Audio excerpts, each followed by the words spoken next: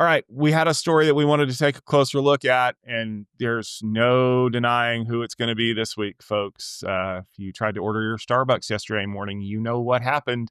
AWS is restoring operations after a massive worldwide outage that disrupted internet access and disrupted major platforms, including Snapchat, Facebook, Fortnite, Delta, Coinbase, a few banks, and possibly the reservation booking system at Costco. Who knew? The issue, of course, wait for it, DNS. Yeah, it was a DNS failure that temporarily prevented access to data stored in AWS systems. That caused widespread service interruptions and everybody's favorite numerical error message, 404, baby. Experts say that the outage, which exposed how heavily global internet infrastructure now depends on AWS, may have cost upwards of hundreds of billions of dollars. Amazon says that it has fully mitigated the issue and it is continuing to investigate the root cause. Now, I know for a fact that even though they had fully patched the vulnerability and fixed the problem, as of like 6 a.m. Central Time yesterday morning, we were seeing rolling concerns going on all day long. And of course, as soon as it went down, everything that happened that went wrong yesterday was blamed on that, just like it was blamed on CrowdStrike or the last time that something happened. So, Kate, I kind of want to dive into this a little bit. Other than don't put all your stuff in US East 1, like how are we going to be able to reduce our reliance on Amazon? Because it really does feel like most everything runs on it now. So could you ask me like a simpler question? I mean, come on. What the heck? Really? So what I will say though is that I believe that we need to go, more to a distributed model. I've for a long time we're putting all of our eggs in one basket. This idea of cloud is great. And when we look at, which is Web 2.0 technology, when we look at Web 3.0 technology, it really brings in the case for distributed. And I think we're going to see Web 3.0 technology, distributed technology, become more important as we become more connected.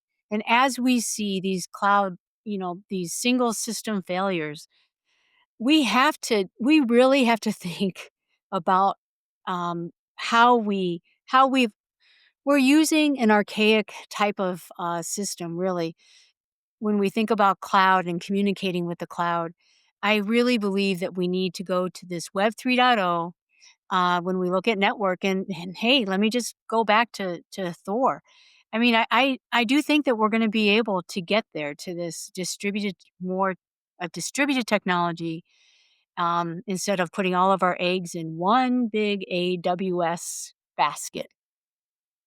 I love your optimism, Kate, and I would totally agree with you, except it's really hard to stand up a cloud computing instance. And did you know that Amazon actually has a service now that will just take care of all that for you? All you got to do is just sign a little more on the bottom line here, and we're only going to charge you a few pennies per hour, and everything will work out just fine. I love the fact that this exposed for a lot of people the law of unintended consequences. For example, did you know that there was a company that made a bed that was completely cloud enabled and allowed you to set all kinds of fun positions, like sitting up to read in bed, and it would cool itself and all these other things? Do you know what happened at 6 a.m. on Monday morning when that bed suddenly couldn't contact Amazon? It flew forward, and people who were in it were actually getting thrown out of bed because it turns out that's its default behavior.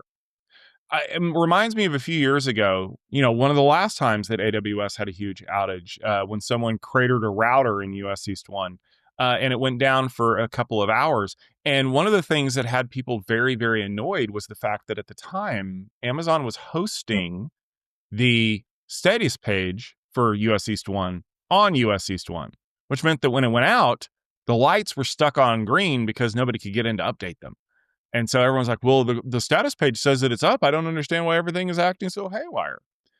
There were isolated incidences yesterday of people realizing that while they think that they're not running on AWS, a service that they rely on might be. So like, for example, I could post new things on Reddit, but I couldn't upvote the comments. Or, this thing was working, but this little other fractional piece over here wasn't. And I think that people need to get more control over their environment that way. And woe be to the people who said, "Oh, well, the cloud never goes down, so I don't have to worry about that stuff." There are things called availability zones. There are other regions of Amazon that are not based in Northern Virginia.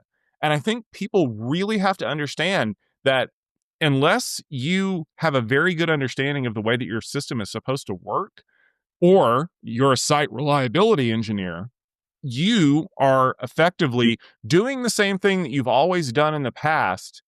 You're just doing it in somebody else's data center, right?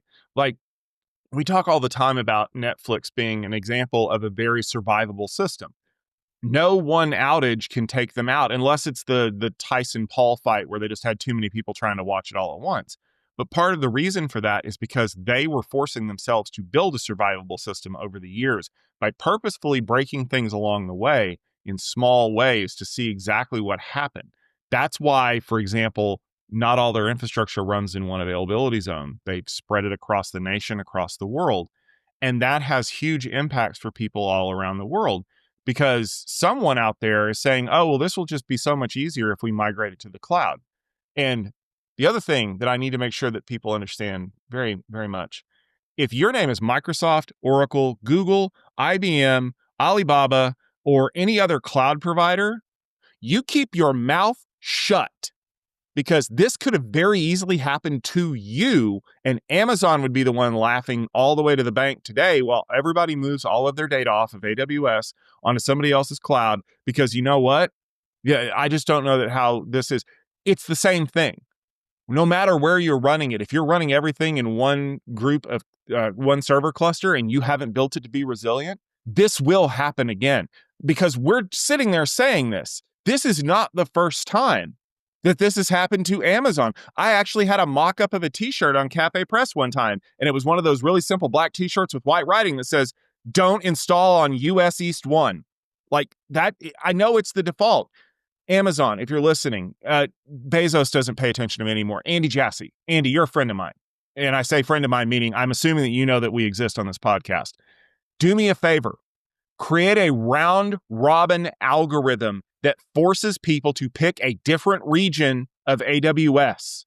It will take about 30 seconds to code, 45 if you ask ChatGPT to vibe code it for you. No matter what, this will fix most of your problems. Get people out of Northern Virginia. Trust me on this.